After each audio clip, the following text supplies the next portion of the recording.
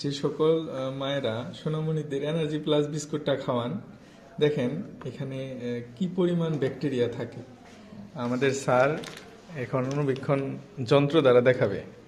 এটা আমি দেখাচ্ছি। এখানে একটু বিস্কিটের সামান্য একটু অংশ নিয়েছি আমরা। এখানে এখানে দ্রবণ তৈরি করতে হবে। হালকা একটু পানি দিয়ে আমরা দ্রবণ তৈরি করলাম।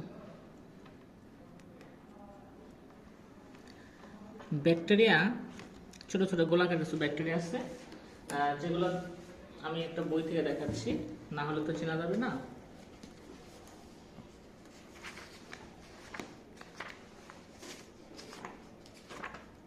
এটা আমরা কক্কাস ব্যাকটেরিয়া দেখাবো।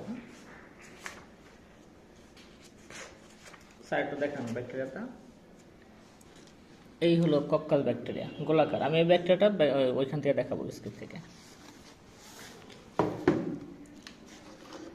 আমরা একটা মাইক্রোস্কোপ নিচ্ছি।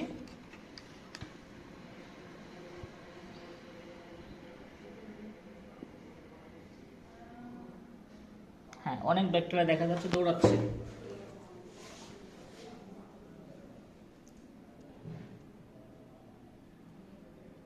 ভালো করে খেয়াল করলে দেখতে পাবেন যে ছোট ছোট অনেক শত শত হাজার হাজার ব্যাকটেরিয়া দৌড়াচ্ছে।